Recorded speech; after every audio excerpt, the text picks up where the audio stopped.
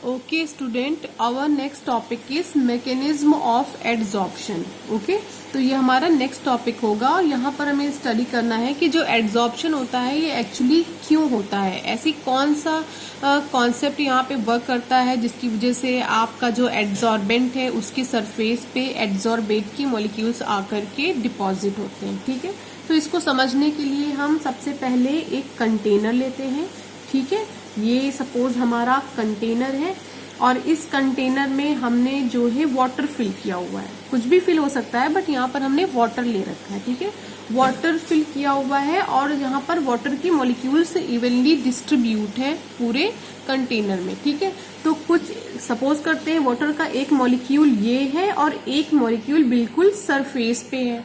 ठीक है, तो जो मॉलिक्यूल इसका अंदर की तरफ है यानी सेंटर की तरफ है, जो नीचे की तरफ है, तो उस वाले वाटर मॉलिक्यूल्स के ऊपर चारों तरफ से जो दूसरे वाले मॉलिक्यूल्स हैं वो अपना फोर्स लगा रहे होंगे। ठीक है, कुछ ऐसा कंडीशन बना होगा, ये सारे मॉलिक्यूल्स एक दूसरे के ऊपर फोर्स लगा रहे हैं। सब ये वाला मॉलिक्यूल है, इसके ऊपर यहाँ से फोर्स लग रहा होगा। तो जितने भी मॉलिक्यूल्स हैं यहाँ पे इसके वाटर के अंदर, वो सभी क्या होंगे, बैलेंस्ड फोर्स को फील कर रहे होंगे, जिसकी वजह से ये क्या है, बैलेंस है और स्टेबल है। तो ध्यान रखिएगा, जो अंदर वाले मॉलिक्यूल्स हैं उस अंदर वाले मॉलिक्यूल्स की चारों तरफ जितने भी मॉलिक्यूल्स हैं वो सब एक दूसरे के ऊपर बैलेंस फोर्स लगा रहे हैं, जिसकी वजह से सब अपने आप को स्टेबल फील कर रहे हैं। ठीक है, लेकिन यहाँ पर जो मॉलिक्यूल है इसके नीचे सपोज करते हैं ये सारे मॉलिक्यूल्स हैं, तो ये तो इसके ऊपर फोर्स ऑफ अट्रैक्शन लगा रहे हैं, ये भी इनके ऊपर फोर्स ऑफ अट्रैक्शन लगा रहा है।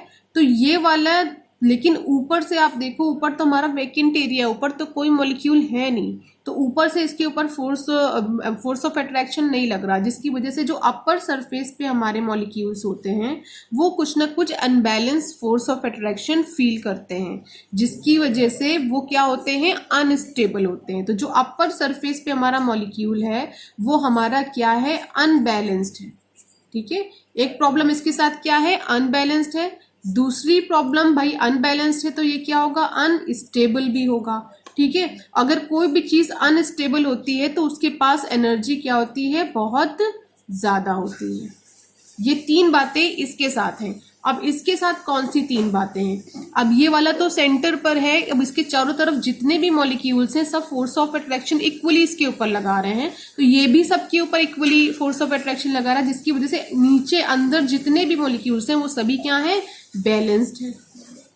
ठीक है, और स्टेबल है। अब बैलेंस है तो वो स्टेबल भी है। और मोर एनर्जी, भाई ये अनबैलेंस थे तो एनर्जी ज्यादा थी, ये बैलेंस है तो इनके पास क्या है, लेस एनर्जी। ठीक है, तो कुछ ऐसी कंडीशन यहाँ पर बन रही है जो अपर पे प्रेजेंट हमारा मॉलिक्यूल है उसके साथ, और जो हमारा डी पे प्रेजेंट है यानी जो अपर से जो नीचे प्रेजेंट है मॉलिक्यूल्स उनके साथ, ये दो कंडीशन बन गई। ठीक है बच्चों, तो अब ये जो अपर सरफेस पे प्रेजेंट हमारा मॉलिक्यूल है ये अपने आप को बैलेंस करना चाहेगा। ये किसका मॉलिक्यूल है, एड्सॉर्बेंट का मॉलिक्यूल है, और अपने आप को ये बैलेंस करना चाहेगा। अब यहाँ पर आपको पता है डस्ट के पार्टिकल्स होंगे या कोई भी गैस ही होगी, नहीं डस्ट के पार्टिकल आप लेना चाहते तो आप गैस कोई ले लो, तो होगा तो ये क्या करेगा, ये एड्सॉर्बेंट का पार्टिकल यानी वाटर का पार्टिकल इसके ऊपर फोर्स ऑफ अट्रैक्शन लगाने लगेगा। जब ये इसके ऊपर फोर्स ऑफ अट्रैक्शन लगाएगा तो ये वाला जो पार्टिकल है ये आके सरफेस पे क्या हो जाएगा, पेस्ट हो जाएगा। जब ये सरफेस पे आकर के पेस्ट हो जाएगा तो ये जो मॉलिक्यूल था, नीचे वाला मॉलिक्यूल जो अनबैलेंस था, ये क्या हो जाएगा, अनबैलेंस से सीधे बैलेंस्ड हो जाएगा, यानी अपने आप को बैलेंस कर लेगा। ये अदर मॉलिक्यूल्स के ऊपर जो इसके अपर सरफेस पे प्रेजेंट होंगे, चाहे वो डस्ट का हो या फिर वो कोई भी गैस हो, उसके ऊपर ये फोर्स ऑफ अट्रैक्शन लगा के, ठीक है, अपने ऊपर पेस्ट कर लेगा। जब अपने ऊपर ये पेस्ट कर लेगा तो दोनों एक दूसरे के ऊपर म्यूचुअल फोर्स लगाने लग जाएंगे, बैलेंस फोर्स होगा हमारा, फोर्स ऑफ अट्रैक्शन लगने लगेगा, तो बीच वाला मॉलिक्यूल हमारा क्या हो जाएगा, बैलेंस हो जाएगा। ठीक है, अब जब ये बैलेंस हो जाएगा तो ऑब्वियसली बात है क्या हो जाएगा, स्टेबल हो जाएगा। ठीक है, सपोज करते हैं ये वाला पार्टिकल आया इसके पास बैलेंस होने के लिए, इसके ऊपर पेस्ट हो गया। ठीक है, अब जब ये अनस्टेबल था तो इसके पास एनर्जी ज्यादा थी, जब ये स्टेबल हो जाएगा तो ये एनर्जी क्या कर देगा, रिलीज कर देगा। तो यहाँ पे क्या होगी, एनर्जी रिलीज होगी। ठीक है, जब ये एनर्जी को रिलीज कर देगा तो ये क्या हो जाएगा, मोर एनर्जी से सीधे किस में कन्वर्ट हो जाएगा, लेस एनर्जी में। यानी कि जो बैलेंस वाले हमारा मॉलिक्यूल था उसी की पूरी सिचुएशन को ये क्या कर लेगा, अटेन कर लेगा। कब अटेन कर लेगा, जब ये वाला मॉलिक्यूल फोर्स ऑफ अट्रैक्शन लगाएगा अपने जो भी वैकेंट एरिया है वहां पर जो भी प्रेजेंट मॉलिक्यूल है, लाइक डस्ट भी होगा या कोई भी गैस भी हो सकती है, ठीक है। जब इसने एनर्जी रिलीज किया तो ऑब्वियस सी बात है एनर्जी रिलीज होगी तो हमारी प्रोसेस यहाँ पे कौन सी होगी, एक्सोथर्मिक होगी। और यहाँ पर एक क्वेश्चन बहुत अराइज होता है कि एड्सॉर्प्शन की प्रोसेस एक्सोथर्मिक होती है कि एंडोथर्मिक होती है। तो एड्सॉर्प्शन की प्रोसेस एक्चुअली हमारी क्या होती है, एक्सोथर्मिक होती है। और समझ में आया कि ये क्यों एक्सोथर्मिक होती है, इसलिए कि जो इसका अपर सरफेस पे एड्सॉर्बेंट का मॉलिक्यूल होता है वो अनबैलेंस्ड होता है, क्योंकि उसके पास म्यूचुअल फोर्स ऑफ अट्रैक्शन नहीं होता है। अपर सरफेस इसकी वैकेंट होती है, ठीक है। तो तीन तरफ से इसको फोर्स मिलता है, यहाँ से यहाँ से यहाँ से, लेकिन अपर सरफेस से ये फोर्स ऑफ अट्रैक्शन फील नहीं करता, जिसकी वजह से ये अनबैलेंस होता है। अनबैलेंस है तो अनस्टेबल है, अनस्टेबल है तो इसके पास एनर्जी क्या है, ज्यादा।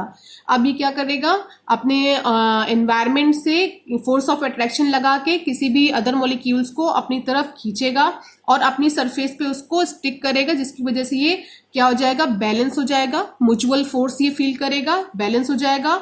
अनस्टेबल से क्या हो जाएगा, स्टेबल हो जाएगा। अब इस भाई अनस्टेबल था तो एनर्जी ज्यादा थी, जब ये स्टेबल होगा तो एनर्जी रिलीज करके क्या कर देगा, लेस एनर्जी इसके अंदर हो जाएगी। जो एनर्जी रिलीज होगी वो, अब भाई एनर्जी का रिलीज होना ही हमारा कैसी प्रोसेस होती है, एक्सोथर्मिक प्रोसेस होती है। तो एड्सॉर्प्शन हमारी कैसी प्रोसेस हो जाएगी, एक्सोथर्मिक प्रोसेस हो जाएगी, ठीक है।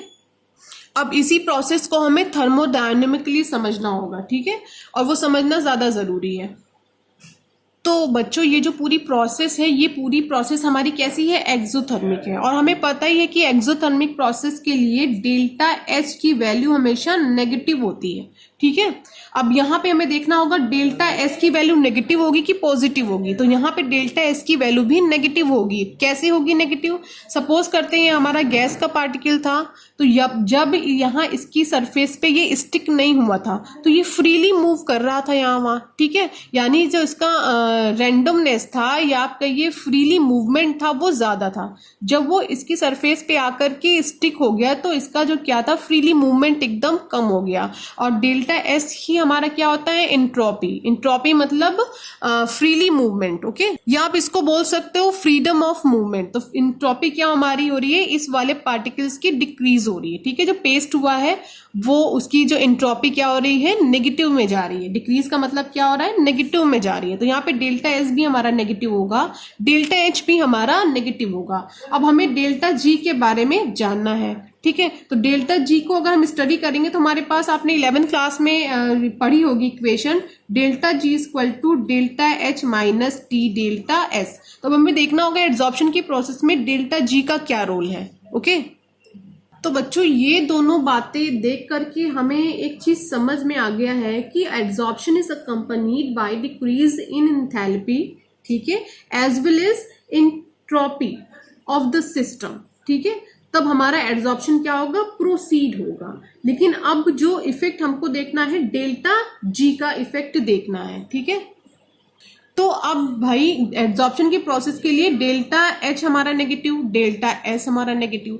अब रिएक्शन को प्रोसीड करने के लिए डेल्टा जी का भी नेगेटिव होना कंपलसरी है। अब ये नेगेटिव होगा कब, हमें ये जानना है, ठीक है।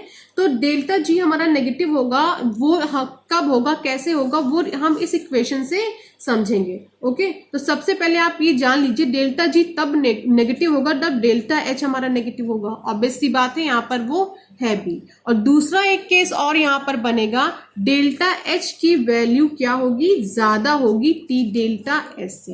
एक तो डेल्टा एच क्या नेगेटिव हो, दूसरी बात है डेल्टा एच की वैल्यू ज्यादा हो टी डेल्टा एस से, तब हमारा डेल्टा जी ऑटोमेटिक क्या हो जाएगा, नेगेटिव हो जाएगा।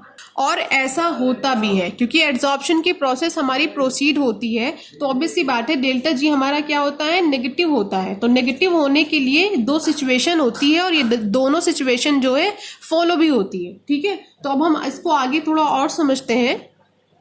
अब ये दोनों सिचुएशन फॉलो हो गई, डेल्टा एच नेगेटिव हो गया, डेल्टा एच ज्यादा हो गया टी डेल्टा एस से, हमारी रिएक्शन क्या हो गई, प्रोसीड हो गई। अब जब हमारी रिएक्शन प्रोसीड होती है तो धीरे धीरे होता क्या है, जो डेल्टा एच की वैल्यू देखो यहाँ पे ज्यादा है, डेल्टा एच की वैल्यू धीरे धीरे क्या होने लग जाती है, कम होने लग जाती है जैसे जैसे रिएक्शन प्रोसीड होती है, और टी डेल्टा एस की वैल्यू इंक्रीज होने लग जाती है, यानी डेल्टा एच डिक्रीज होने लगता है, टी डेल्टा एस इंक्रीज होने लगता है। तो एक सिचुएशन ऐसी आती है कि डेल्टा एच एकदम इक्वल हो जाता है टी डेल्टा एस के, ठीक है। तो ये जब ये सिचुएशन हमारी बनती है, जब डेल्टा एच इक्वल हो जाता है टी डेल्टा एस के, तो उस जगह पे हमारा डेल्टा जी क्या हो जाता है, जीरो हो जाता है, यानी डेल्टा जी की वैल्यू वहां पर जीरो हो जाती है। और डेल्टा जी की वैल्यू जिस स्टेट पे जीरो होती है उसे ही हम बोलते हैं स्टेट, उसी स्टेट को हम एड्सॉर्प्शन इक्विलिब्रियम बोलते हैं, ठीक है, एड्सॉर्प्शन इक्विलिब्रियम बोलते हैं, ठीक है बच्चों। इसी स्टेट को जब डेल्टा जी की वैल्यू हमारी क्या हो गई, जीरो हो गई, तो this state is called state of equilibrium या एड्सॉर्प्शन इक्विलिब्रियम, या आप कह सकते हो कि यहाँ पे इक्विलिब्रियम अटेन हो जाता है, ओके।